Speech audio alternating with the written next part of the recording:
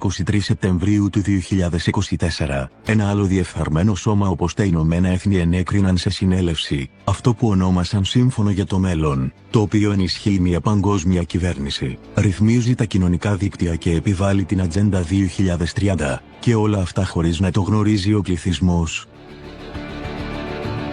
Αυτή η άθλια συμφωνία συνέβη με την υποστήριξη 193 χωρών και συμφώνησαν να επεκτείνουν τους στόχους της διαστραμμένης Ατζέντας 2030 προς την Ατζέντα 2045. Το σύμφωνο αυτό προβλέπει μια σειρά από μεταρρυθμίσεις, η μία χειρότερη από την προηγούμενη, στους παγκόσμιους θεσμούς με τη δικαιολογία της διασφάλισης της οικονομικής, κοινωνικής και πολιτικής ανάπτυξης, τόσο για τις σημερινές, όσο και για τις μελλοντικές γενιές. Και όπως μπορούμε να δούμε, μεταξύ των προτάσεων της, υπάρχει ένα τμήμα που επικεντρώνεται στη ρύθμιση των κοινωνικών δικτύων, δηλαδή στη μεγαλύτερη λογοκρισία, στις μεγάλες τεχνολογικές εταιρείες που ήδη κυριαρχούν στον κόσμο, και στην επικίνδυνη και επεμβατική τεχνητή νοημοσύνη.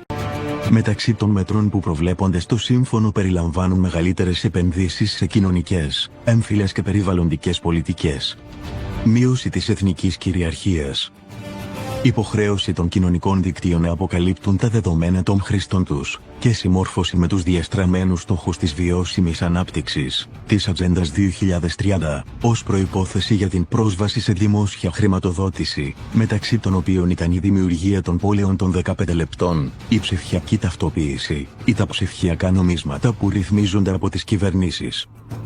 Πίσω από τη διπλωματική γλώσσα, το έγγραφο κρύβει τον πιθανό έλεγχο των Ηνωμένων Εθνών σε κρίσιμες πτυχές της παγκόσμιας ζωής, που επηρεάζεται από οργανισμούς όπως ο Παγκόσμιος Οργανισμός Υγείας και το Διεθνές Νομισματικό Ταμείο, οι οποίοι ελέγχονται από μια παγκοσμιοποιημένη ελίτ. Το σύμφωνο ανοίγει την πόρτα για παρεμβάσεις στο όνομα έκτακτης ανάγκης, γεγονός που έχει προκαλέσει φόβους ότι τα μέτρα αυτά θα μπορούσαν να χρησιμοποιηθούν για την επιβολή περιορισμών, όπως η διαχείριση πανδημιών ή η επιβολή ενός παγκόσμιου ψηφιακού νομίσματος.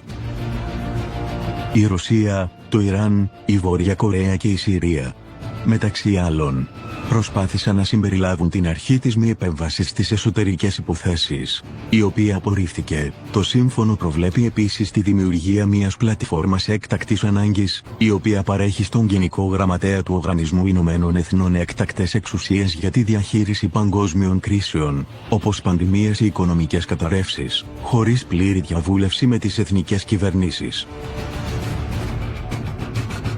Από αυτό που βλέπουμε, λόγω της απορρίψης πολιτικών συμφωνιών, όπως η συνθήκη για τις πανδημίες, οι παγκοσμιωτές προσπαθούν να συγκαλύψουν τα απαράδεκτα τυραννικά τους μέτρα με κάθε τρόπο και προσπαθούν να τα επιβάλλουν με εξαπάτηση μπροστά στη σιωπή ή την αδράνεια των ξεπουλημένων ηγετών.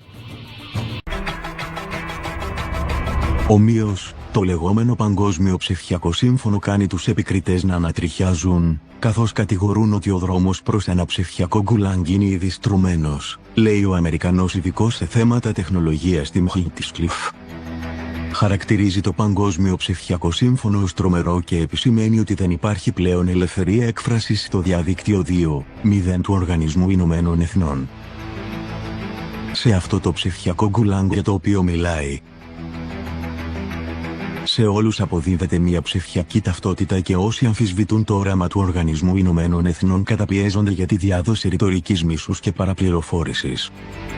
Ο στόχος είναι να καθαριστούν οι πληροφορίες με τη χρήση τεχνητής νοημοσύνης.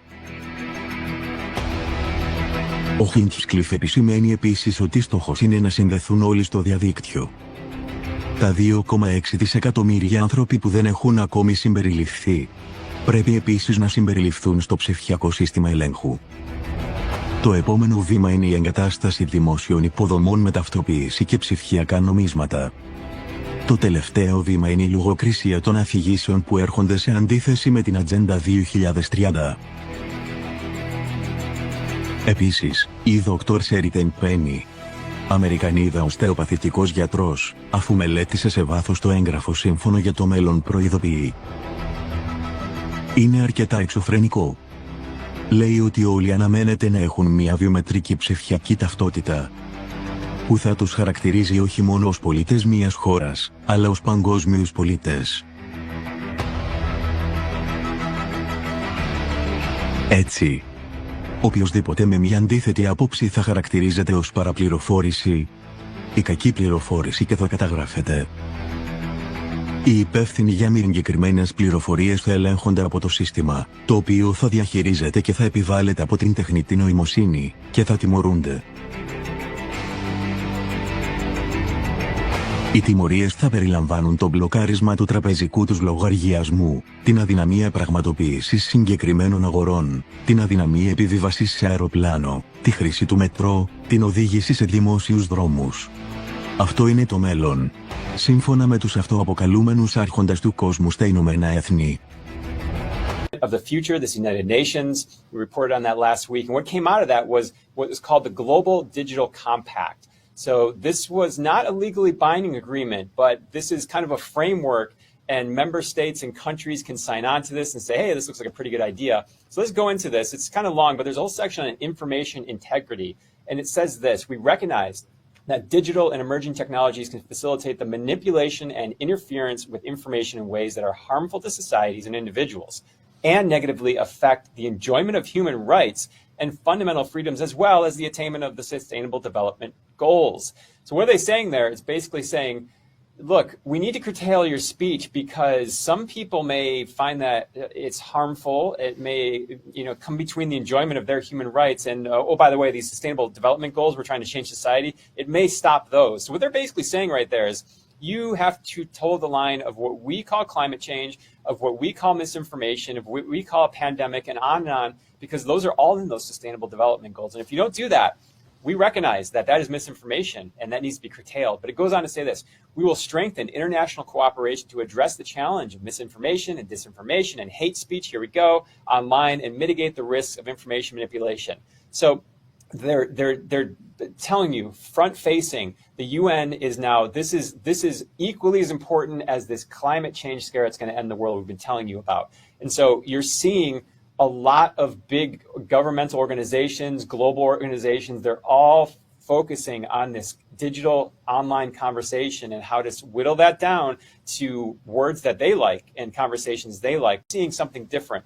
We're seeing at the device level, censorship starting to be kind of baked into the cake. So the latest is Google Chrome. It's the most used browser in the world. And this is the article here: Google meets digital ideas, Chrome pushes controversial tech. What are they talking about? Well, we go right to Google Chrome's actual website, and they're talking to the developers here, talking about the application program interface, API. And these are digital credentials. And they say this: real world digital identity is becoming a reality, with many public and private entities starting to issue device bound digital credentials. Remember that. For example, mobile driver's licenses and IDs in select U.S. states such as Arizona, California, Colorado, Georgia, and Maryland can now be provisioned to digital wallet apps such as Google Wallet on mobile devices. Regulations concerning the acceptance of digital credentials for certain online verifications are also emerging. And so there's a video we can show you what that may look like now, because this is starting to get onboarded onto Google Chrome. So you see here, you go in, they're asking for these credentials, you want to share those, and then authorizing with your thumbprint, basically, right there. So you have. I was just going to say, I mean, when you look at this, I just think of these technologies now merging. If you can go to Whole Foods and they have the ability for me to scan my palm is then, is connected to my banking or my credit card, then I'm asking you this, Jeffrey: how long before you get pulled over by a police officer and then they say, hold your hand out, please, and all they do is scan your hand and there's your driver's license, right? It's attached to your palm. Right. This biometrics, all this is where these companies, they already have the technology. Not that we have something to hide, it's the people pushing this technology have shown time and time again not to be trustworthy, to be the last people to trust with this type of technology. Larry Ellison, the creator, founder of Oracle, this is the headline coming out: billionaire Larry Ellison says a vast AI-fueled surveillance system can ensure citizens will be on their best behavior. Ellison said AI would be used in the future to constantly watch and analyze vast surveillance systems like security cameras, police body cameras, doorbell cameras, and vehicle dashboard cameras. AI will report that problem and report it to the appropriate person. Citizens will be on their best behavior because we are constantly recording and reporting everything that's going on. No problem with that. What could possibly never will go be wrong? Abused. Wow. Yeah, governments will never abuse this. This is where we're at right now, and these governments are rabid. trying to control the online conversation and debate. So this is why we really need to listen to the trusted voices, listen to them directly, sign up for their newsletters. We need to support the people that are really pointing this out. So for multiple generations, for nearly a century, the United Nations has been a driving force behind what's widely known as globalism. And of course, it's been a place where government elites go to figure out the most efficient ways to crack down on their own citizens and strip them of their autonomy and their independence. And later this month, the United Nations will be holding a summit for the future to plot their dystopian path forward for humanity, in which the elite will seize complete and total control of everything and leave you begging for the opportunity to fight to the death over a few scraps. They say that they're going to reboot their efforts to control the entire world and reshape it in their image. And at the United Nations, they're able to take all of this to the next level because since the UN is comprised of governments, they have the ability to enforce their agenda at gunpoint. They can coerce nations into signing legally binding resolutions and international treaties and selling out their own people. According to an announcement on the summit from UN Secretary General Antonio Guterres, quote, "The United Nations has convened this unique summit because of a stark fact. Global problems are moving faster than the institutions designed to solve them. These people believe that they're allowed to make decisions for the rest of us, and that's exactly what they're going to do. And their decisions are going to benefit them and benefit the continuance of the anti-human Zionist world order that the United Nations has been protecting for its entire existence." And of course, central banking is admittedly a key component of this entire scheme, because Guterres, in the same announcement, went on to say that one of the UN's top priorities is expanding the international banking system into the third world in the name of saving the climate. So, yeah, in other words, attack poor countries and poor people, get them financially hooked into the United Nations system before they start getting their own ideas and going their own way. These people want to implement a central bank digital currency, a global ID program so they know exactly where you're going, exactly what you're doing, exactly who you're spending money on and who you're spending time with, so that they can shut down your ability to move and your ability to spend or even have money whenever they so choose. And if your government is involved with the United Nations, and almost all of them are, then it's not independent. Your government doesn't represent you. It doesn't represent a sovereign nation. Not at all. You're looking at the schedule for the Summit of the Future, and the first day is dedicated to the youth, having the youth lead the way. And it's very much about indoctrinating the younger generations into believing that the United Nations is the next step in humanity. And of course, this is all because they've been indoctrinated since birth to think that the world is about to end. And this is what the entire summit's about. And the fact remains that at the Summit of the Future, the UN is going to sign the Pact for the Future.